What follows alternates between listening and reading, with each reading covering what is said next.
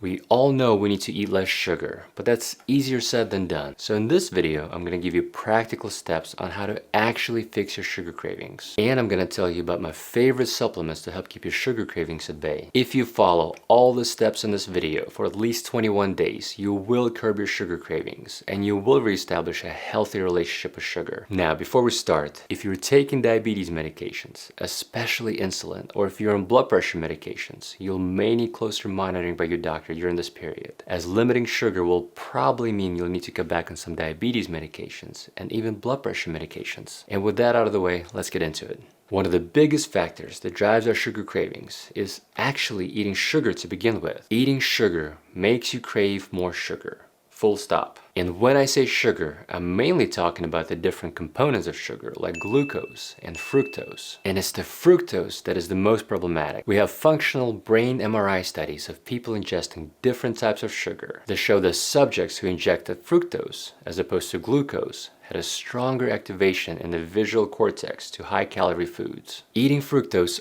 also showed a stronger activation in the nucleus accumbens, or the region of the brain that drives your desire for food.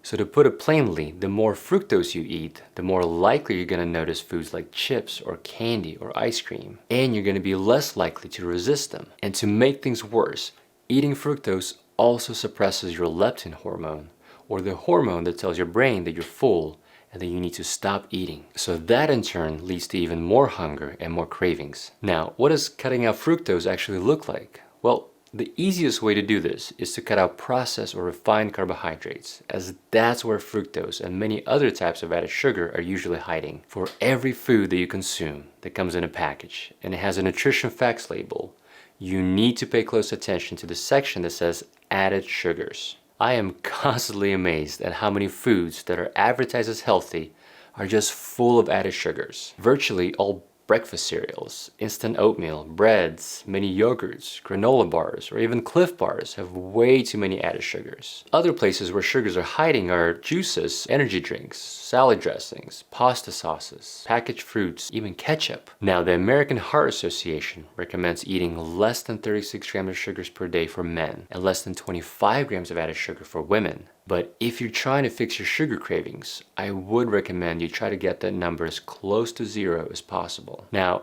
it's not sustainable or realistic to keep your added sugar intake that low for the rest of your life.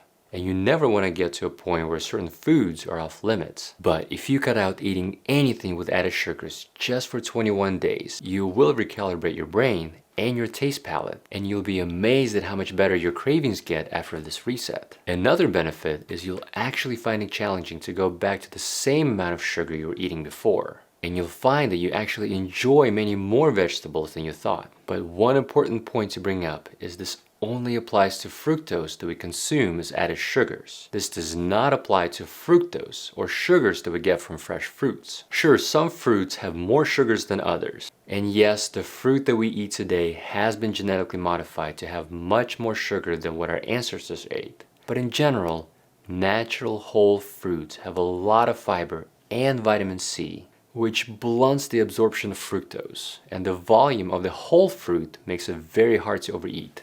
Another important point is the first few weeks of cutting out sugar can be daunting, with most people feeling like they're coming down with a cold, and you may get body aches, headaches, nausea, anxiety, but all those feelings do get better in just a few weeks. And depending on how much sugar or refined carbohydrates you were eating to begin with, you'll also may lose a lot of water weight and along with it a lot of electrolytes. So if you experience those, then make sure you increase your water intake up to 2 liters a day, which includes 1 or 2 glasses of water mixed with half a teaspoon of salt. And you can also drink a glass of bone broth to help, but those symptoms are usually seen in people who cut out carbs completely, and you do not need to cut out all carbs to make this work. Just focus on eating high fiber carbohydrates or minimally processed carbohydrates, the ones that will not give you as much of a sugar spike. So lean into foods like beans, legumes, dairy, oats, and even sweet potatoes, as eating those will help you stay full and curb your cravings. And if you are going to be eating a meal that is higher in the glycemic index, or a food that spikes your blood sugar, so things like rice or bread or pasta, one trick you can use is you can take 1 tablespoon of vinegar, you mix it in water and drink it about 15 minutes before your meal.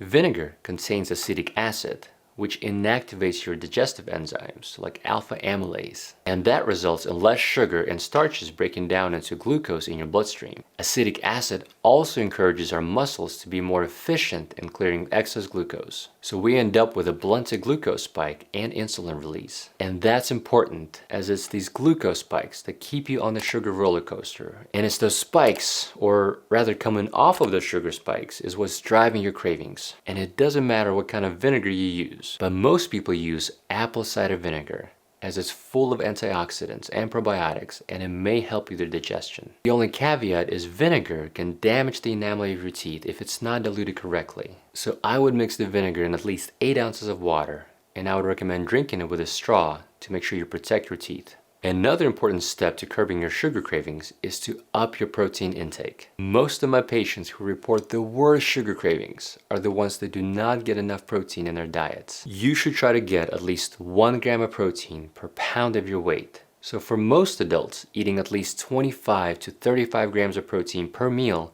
would be the absolute minimum requirement. Protein will also keep you full, and staying full is what will help you keep those sugar cravings at bay. Next, one of the most common things driving sugar cravings and weight gain is poor sleep. Most of us do not get enough sleep, and if we do, it's often not good quality or restorative sleep. Bad sleep and sugar cravings just go hand in hand. Poor sleep increases your ghrelin, or your hunger hormone, which makes you crave more sweets. Bad sleep also affects our mental health and worsens our anxiety and stress. And that in turn triggers our cravings for calorie-dense foods like chips or ice cream. So you should aim to get at least 7 to 8 hours of sleep per night and optimize the quality of your sleep. So what that will look like is avoiding caffeine 10 to 12 hours before bed and stopping eating 3 hours before bed. I would also try to avoid screens like your phone or your computer at least 1 hour before sleep.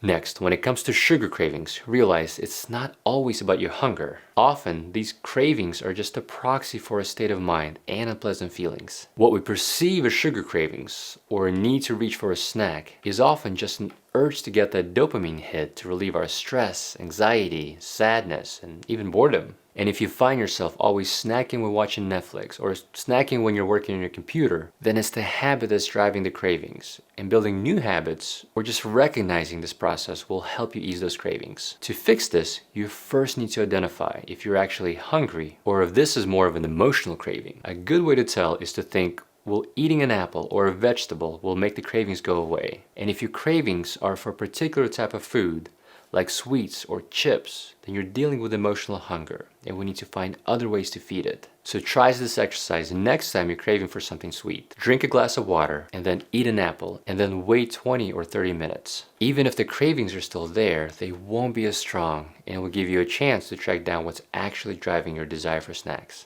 Lastly, one often overlooked mineral that helps you fight your sugar cravings is magnesium. Magnesium helps with sugar cravings several ways. First, it helps you lower stress. And second, there's also growing evidence that magnesium can help with insulin sensitivity and glucose control in people with diabetes or at risk of diabetes. So I would prioritize eating magnesium-rich foods like nuts, seeds, green leafy vegetables, avocados, fatty fish, and Greek yogurt. Many people would also benefit from adding a magnesium supplement, as most people do not get enough magnesium in their diets, and an average adult would benefit from at least 400 milligrams of magnesium per day, and those needs may vary depending on your other conditions like kidney disease or if you're pregnant or breastfeeding. Magnesium deficiency is actually a huge topic in and of itself, so I will make a separate video on that down the road. I hope this was helpful, and I'll see you in the next one.